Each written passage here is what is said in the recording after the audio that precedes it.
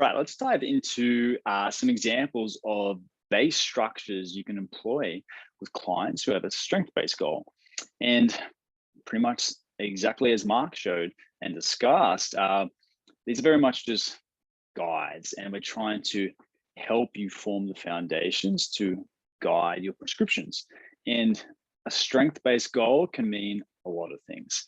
And for one person, that could be a powerlifting strength-based goal. For another, that could be an absolute strength-based goal, and there's still a hypertrophy element. So we still want to think about movement patterns, but we have a lot of flexibility, both in terms of the variations we employ and like what is our focus. So these examples here are very much foundational. They're not thinking about using a certain bias to develop a squat or a bench or anything, but they're foundational and you can tweak them. Likewise, they're employing straight sets, and you can tweak that and change that. The intensity prescriptions and volume prescriptions aren't shown. And when you see things like vertical press and vertical pull, you have options to change the angles, the loading instruments, and a lot of other variables. Ultimately, the amount of specificity and variation you need, as always, depends on the client and context. Likewise, different phases and different intensities and different training frequencies may be better aided by less exercises or more. So that's important to remember, but let's dive into some examples. So here we only have a few examples to show versus the hypertrophy one. And again, there's a lot of similarities. We could have written here in these ones, barbell back squat, barbell bench press, chin up, deadlift. We haven't. However, later on we do, and there's a key why behind that. What we have done is, for these first two examples, we have a male and a female general strength, upper lower split base structure. So the main differences here would just simply come down to, because it's a general strength, probably a little less specific goal in terms of I have to bring up X lift for Y meet in Z time frame.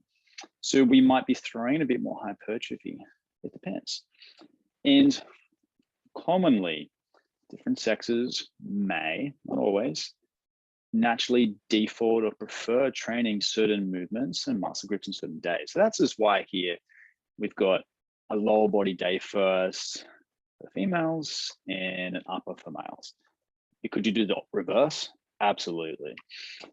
Now, for this example, upper lower, it's a really nice base 4-day split. Squat dominant day, hinge dominant day. Hinge clearly could be a deadlift. Squat could be a lot of things. Could be a front squat, could be a high bar, could be a low bar. So that's why we said squat pattern. So if we focus on the lower days, squat dominance, so leading with that. This is strength-based goal. Strength development will be aided by repetition and practicing a movement. So if we can get twice a week practice at a squat pattern and a hinge pattern, it's generally going to be a good thing. So here we've got a squat and a hinge. So we're training that hinge motion twice a week. Here it's a primary, here it's supportive. Here, this could be a classic deadlift variation from the floor. But here it could be a Romanian deadlift, or it could be maybe a barbell rack pull. It could be a deficit variation. You have a lot of options. Here we have a squat. And we said squat or split squat. Now, whether a squat with a barbell on your back post deadlift is appropriate, it depends. Probably not my first choice, but often I may love a good split squat. It could be a Bulgarian, it could be a barbell split squat, but not quite the same demands as a classic low bar back squat, for instance. Or maybe it's a really good quality squat machine to aid sort of functional hypertrophy. So it could be something like 4 times 8 with a pendulum squat, or maybe a really good quality hack squat. And yes, the skill demands are different, but bigger muscle can potentially be a stronger muscle. So you have options. So squat, hinge. Now we're going into the C series. We've got a split squat or a lunge pattern. So going with the unilateral option, train it to two sides a bit more individually, improve structural balance. They can minimize any strength deficits between the two. And it doesn't have to be a split squat or a lunge. It could be your pendulum squat, your hack squat, be a leg press, really, if you need more hypertrophy. Over here, though, because we've got the hinge dominant, we've got a quad base or squat base movement. So now with the accessory that comes first is a posterior chain dominant one. And this could be a lot of things. We might want to focus on more knee flexion to get the hamstring strong. Could be another hinge motion, which supports and complements this one. Say, good morning. Could be a back extension, could be a bridge, could be lots of things. Now, because we've got a hinge, it's a posterior chain. Now we go to posterior chain. So let's just say that's a knee flexion. So we're officially programming strong hamstrings. Over here, because we got a split squat here, got a quad base movement. What that is, it depends. It could be another unilateral exercise, could be a leg press, could be a belt squat, which could be a cool one, whereby you're getting squat pattern trained, but you're getting the barbell off your back and then it's around the waist. Now here, this wouldn't be for a whole lot of sets, bear in mind. So if you're truly doing a lot of sets here, like you probably don't want 24 sets or 4 of each, but maybe you've got 3, or maybe you don't even have this one here on the F day on some sessions. Quad accessory, again, could be anything. Heck, it could be a quad squat, could be a goblet squat, could be a leg extension, could be a lot of things. It depends on the context. And then again, we go into posterior chain. So let's just say good old back extension. Over here, posterior accessory. Accessory could be quad base, could be core and trunk base. It depends on the need. Could be a carry. Loaded carries can be great for strength-based goals. Farmers, suitcase, you have options. Here, because we're using this female example, what we've gone with is 2 upper body days, and we haven't specified the dominance. We could though, but we're saying push and pull more vertically, A and B, and then push and pull, it depends. So here we've gone with incline or horizontal. We've gone with vertical again, but again, you could also do horizontal very much as well. The reason why we've gone here, incline / horizontal, depends on the individual. Will every female client benefit from horizontal pressing or want to horizontal press or be able to horizontal press due to certain reasons? Not necessarily. Doesn't mean it's a bad movement. So that's why we've got the dash there. So this could be standing barbell military press. And here we could go with barbell bench press. For another client, that could be a 60-degree incline barbell press out of squat cage. And we've got a barbell incline press, that classic line of what, 37.5 degrees. We could go a chin up motion, different grips, different widths. And then similar to the leg days, what's here, so it's a pushing motion, we'll have another push. And so what we'll do, we'll complement the push angle there and then complement the pull angle there. But as always, we can change the arm path, the grip, the stability, the loading instrument, and go from there. With this variation or this example, we have opted to go with push and push to start, but the reality is, depending on the prescription, often we'll be doing an A1, A2, having a long rest, probably 90 second, probably 2-minute rest between each exercise, which is plenty. And so they're being trained as an antagonist, or they could be trained as a straight set. But you could flip it around, especially if the chin up is the limiting factor and a client may care about their chin, we may flip it around and go pulls at first. So chin and chin on both days is the A series, you have that option. So again, push, train a different angle, pull, train a different pull angle, and then accessory, goal dependent. What do you want? What do you need? Is it more corrective in nature? Base pull, trap 3? Is it more hypertrophy? Is it more trying to aid a lift? So you're trying to have a bit more lockout strength. So there's some triceps and biceps, it depends. There we go. Now for the males, not a whole lot that's really different. The only thing that's really different is this start day, which again is definitely not compulsory, but from experience, it's usually what people default to liking and doing. Difference though here is we are officially saying, let's go vertical, horizontal.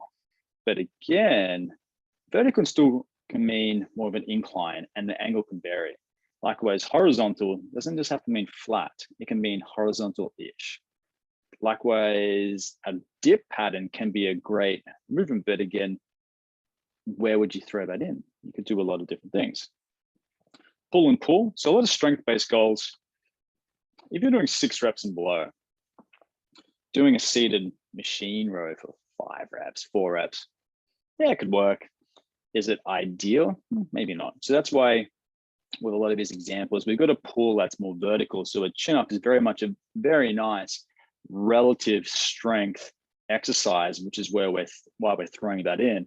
But you could also do like a prone barbell press, so row. So you're training a compound multi-joint lift with higher stability, taking out the lower back as you're lying down. And that could be an A series or a B series on some days and suitable at certain prescriptions as well. And in terms of differences, not a whole lot. It's maybe the male client may just simply have a touch more horizontal work, but not always. So again, if we're going this angle in one series, often we'll go that angle in another series. And likewise, it's not specified if my arm path on a pull is maybe closer, a bit more lat dominant. The next pull variation may be a bit more upper back or a bit more rear delt style. Same thing for lower body. We're thinking about the linkage across the days. So if we have a squat and a hinge, well, what is the split squat and lunge pattern I want there? What lunge pattern or split squat am I using here? Because I'm probably not going to do the identical one here.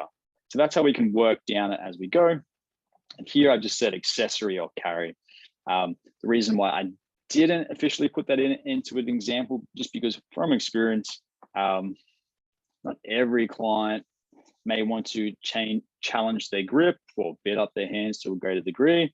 Some clients can benefit from it. So I've just given that as an example, get a stronger grip, train the upper body more, but also train the lower body in a dynamic, athletic way.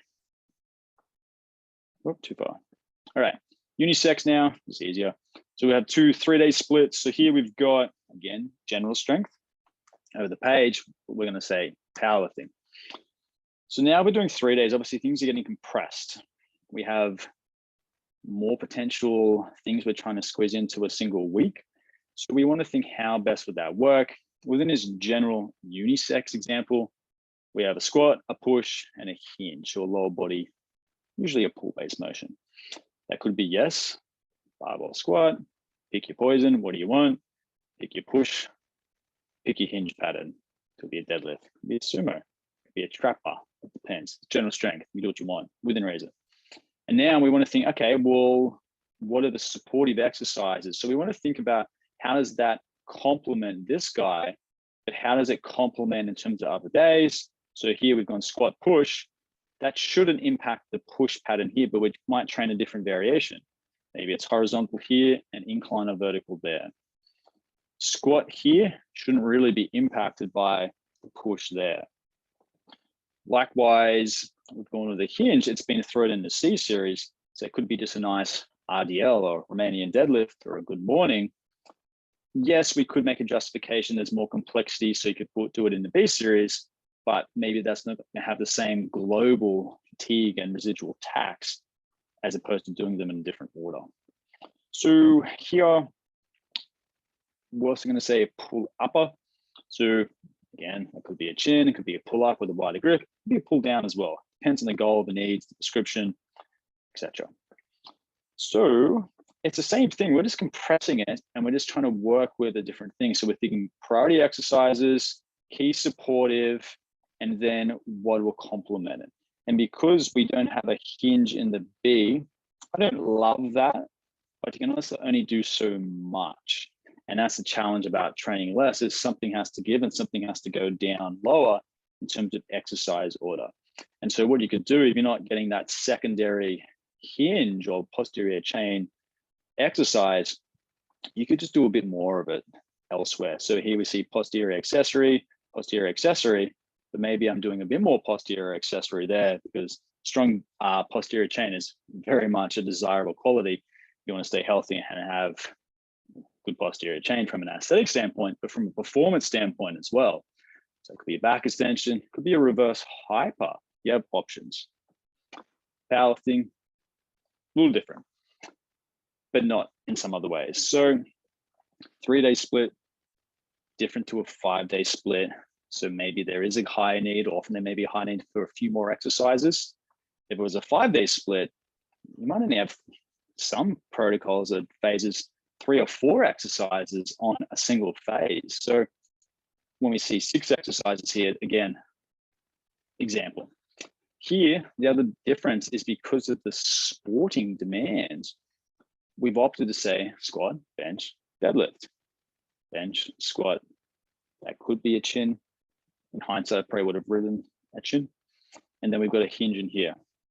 Again, I love all hinge work. So the thing just to think about is, well, where would that fit? Because there's only 3 days. So you could, again, hinge in here, but then where do you squat? Do you want to squat after a dead? Are you wanting to go squat, squat? Maybe not. So this is a subtle difference to this one. And it's more so due to the specificity of that sport. We're more thinking the variations required for that sport. So these are some nice examples, and you should be starting to see now how if we do a bit of this, we do a bit of that. And then we're trying to complement the same day and other days. And if you do more sets of one exercise at the start, you're probably going to do less at the end, or you might cut that extra accessory exercise altogether, or conversely, you just may need an extra day to fit it in. But these are some nice bases for you to play with, but the devil's in the detail. So think about your intensity prescriptions, your volume, the phase objective, the client, and obviously just like, what are you trying to achieve and for who and for when? So that is some base splits for strength.